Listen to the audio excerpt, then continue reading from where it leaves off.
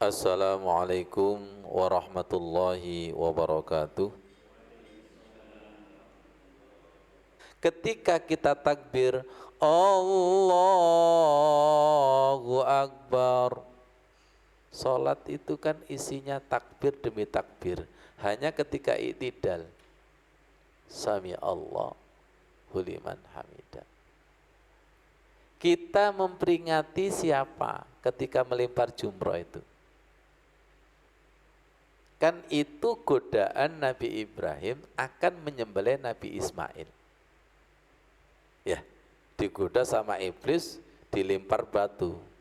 Bismillah Allahu Akbar. Bismillah Allahu Akbar. Mari kita kaji nilai spiritual daripada melempar jumroh di Mina. Jumroh artinya batu kerikil. Yang namanya kerikil itu pasti kecil. Melempar kerikil sebanyak 7 kali. Melempar jumroh ada 3, ula, wusto, aqobah. Waktu melempar jumroh yaitu pada hari tasyrik 11, 12, 13 Dzulhijjah. Kita merenung, luwung setan kok dilempar ambek kerikil? Ya diguyu. Seharusnya dengan batu yang besar. Ingat, kam mim fi'atin qalilatin ghalabat fi'atan katsiratan biidznillah. Berapa banyak kelompok kecil mampu mengalahkan kelompok besar karena dengan izin Allah. Allah itu mau menguji keimanan dan keyakinan kita. Tunduk enggak dengan perintah Allah? Lempar setan itu dengan kerikil, tapi dengan atas namaku. Kalau dengan atas namaku, falam taqtuluhum walakinallaha qatalahum. Bukan kamu yang membunuh, tapi Allah yang membunuh. Wa ma ramaita idh ramaita, bukan kamu yang melempar, tapi Allah yang melempar. Jadi ketika kita takbir, lihat saya, kita ini takbirnya sering melibatkan Allah apa takbir sendiri? Kalau takbir sendiri kalah. Wakabbirhu takbiro, takbirlah dengan sebenar-benar takbir, karena takbir itu nama Allah dan kepunyaan Allah. Kita disuruh melempar setan dengan kerikil, sedangkan yang kita lempar nggak kelihatan. Sudah kerikil, yang kita lawan, yang kita lempar nggak kelihatan. Ini kalau tidak kita spirituali nggak akan paham, nggak akan paham.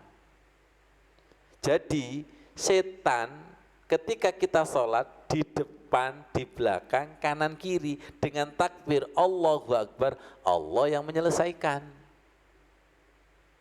Sama-sama takbirnya serupa tapi tidak sama. Innamal a'malu binniyat. Kemarin maksudnya sama-sama takbir tapi muatannya beda. Satu takbirnya kosong, nggak ada muatan. Satu takbirnya itu niat melempar setan seperti Nabi Ibrahim. Ini bedanya takbir yang berilmu, takbir yang makrifat dengan takbir yang kosong. Jujur ya, banyak orang sholat semakin takbir dalam sholat semakin lemes. Kok tambah ngantuk ya? Saya sudah takbir Ustaz. Ya betul deh. Sudah minum kopi. Saya aja di depan Ka'bah itu ngantuk itu Ustaz Ivan. Saya buat wudhu dengan air zam-zam. Kok tambah ngantuk? Ternyata setan yang ngomong, loh aku atas bendino ambil air zam-zam. Loh iya kan? Ya Allah, mereka itu lebih senior, lebih tua.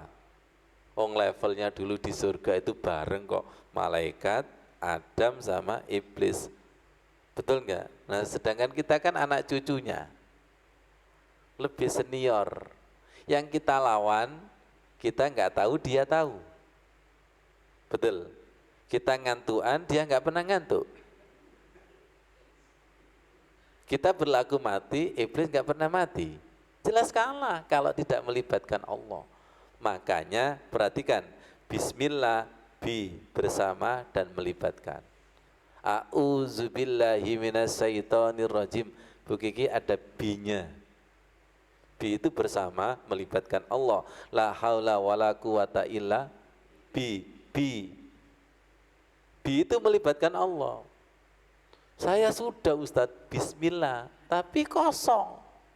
Wong bismillahnya kesadarannya dengan menyebut nama Allah. Jadi baru disebut, belum ya Allah, tolong ya Allah. Saya nggak mampu sendiri untuk melawan iblis itu. Untuk melawan setan itu saya nggak mampu sendiri. Wa kabbirhu takbira, Allahu Akbar. Dan di riwayat lain itu Mas Udin juga ada. Di antara doa menyembelih itu juga bismillah, Allahu Akbar, Allahu Akbar. Makanya ketika pas sembelihan itu kan diiringi dengan takbir kan? Iya. Jadi jangan dikira ketika sudah menyembelih itu sudah terbebas daripada pengaruh setan.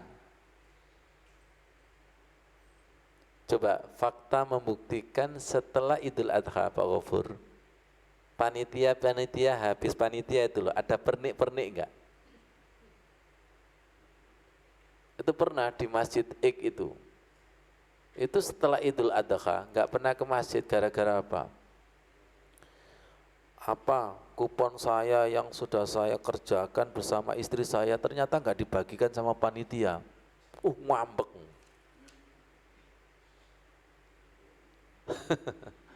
Jadi jangan dikira wong setan itu ada di aliran darah.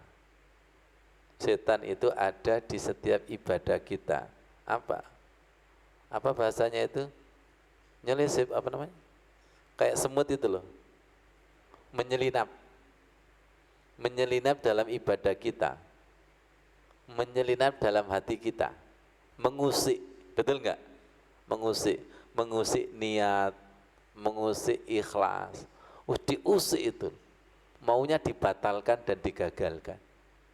Nabi Ibrahim itu loh sudah niat ingin menyembelih, mau digagalkan. Lempar itu bismillah Allahu Akbar. Bismillah Allahu Akbar. Jadi bismillah Allahu Akbar itu kesadaran adalah tarmihim bihijaratim min sijil faja'alahum ka'asfim ma'kul, atau falam taqtuluhum walakinallaha qatalahum wa ma ramaita id ramaita walakinallaha rama. Itu surat Al-Anfal ayat 17. Jadi bukan kamu yang membunuh tapi Allah yang membunuh. Bukan kamu yang melempar tapi Allah yang melempar. Jadi hakikat melempar jumroh itu, ini kalau tidak tahu, sesama setan lempar-lemparan, sandal lempar sandal. Ya Allah, ya Karim, seperti itu. Ya, tunjukkan Mas gambarnya itu. Nah, ini ada ya, ada tarmihim bihijaratim min sijil. Jamarohnya Mas Rin, gambar jamarohnya. Yang tembok itu loh. Nah, seperti ini. Nah, ini kalau dengan emosi kan lempar-lemparan, yang sana kena sini. Ya Allah, ya Allah, ya Allah. Betul enggak ini? Ini kan bukan temboknya yang menjadi sasaran, tapi setannya, betul? Iya kan? Nah, kita perdalam lagi, setannya itu di depan apa diri kita? Ya diri kita, sambil bismillah Allah gitu. Kalau tidak mengerti kan dia balas dendam kepada tembok ini. Iya enggak? Ya Allah, ya Allah. Ada di bawahnya itu Mas Udin, kalau ada itu. Bagi orang yang hajinya diterima Allah, kerikilnya itu dibawa oleh malaikat. Ini menurut Ibnu Umar. Bagi orang yang hajinya itu mabrur, itu kerikilnya itu langsung dibawa malaikat ke langit. Bagi yang ditolak, diam di sini. Ini kan sudah wilayah spiritual ya. Dan ada ulama yang tahu itu. Malaikat membawa kerikil itu. Subhanallah. Jadi nggak main-main. Nah, melempar jumroh ini kita aktualisasikan di dalam sholat. Kita aktualisasikan di dalam kehidupan. Semoga paham. Ya kan? Masa melawan setan itu hanya di sini aja.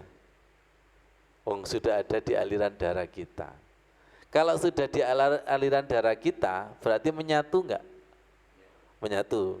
Saking menyatunya sampai setan dengan setan tidak terasa setan.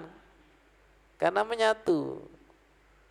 Saya tadi dapat ilmu.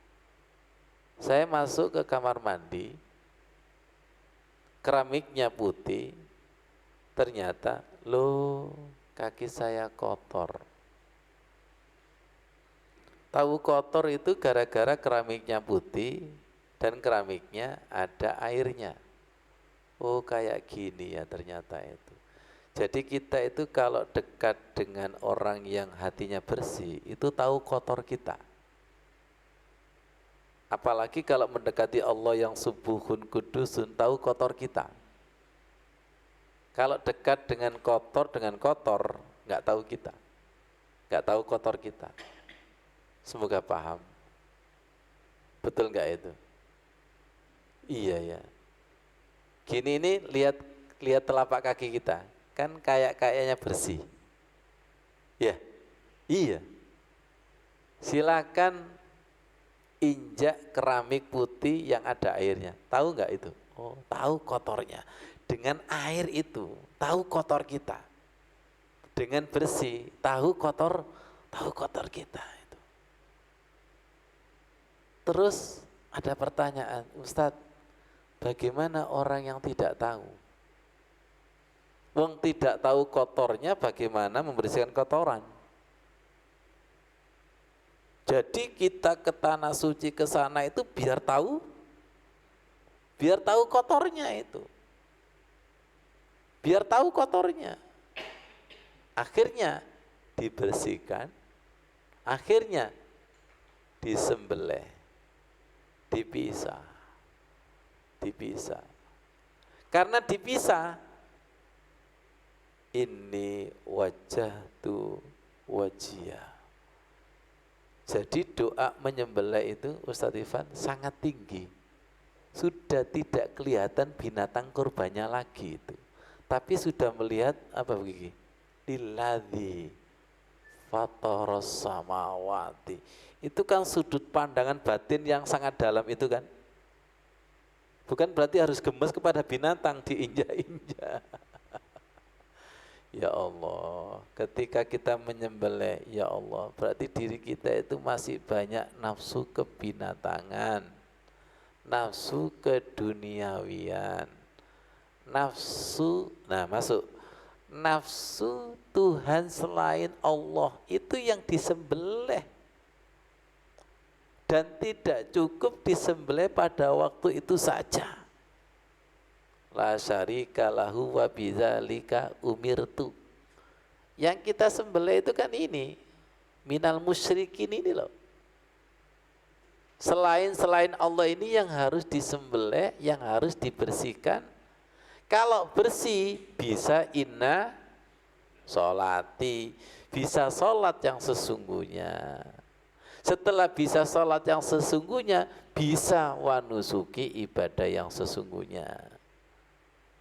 Setelah kesyirikan itu tidak ada, bisa hidup yang sesungguhnya, dan nanti harapannya mati yang sesungguhnya. Mati yang sesungguhnya semuanya lillah. Sholatnya lillah, semua ibadah lillah, hidupnya lillah, matinya. Kenapa semuanya tidak bisa lillah? Karena minal musyrikin, masih tergolong orang yang musyrik hatinya. Perhatikan, musyrik hatinya. Apa itu? Selain Allah masih berkerumun di situ. Mungkin lesannya sudah la ilaha illallah, tapi hatinya masih minal musyrikin. Kalau minal musyrikinnya itu sudah disembelih, sudah dibersihkan, akhirnya illallah, hanya cinta Allah, akhirnya khalilullah. Jadi sholat itu aslinya wilayah khalilullah. Ketika wudhu itu kan membersihkan pengaruh-pengaruh selain Allah. Setan diciptakan dari api, dan api itu padamnya dengan air. Dipadamkan itu, ditiadakan, supaya tidak sampai minal musyrikin.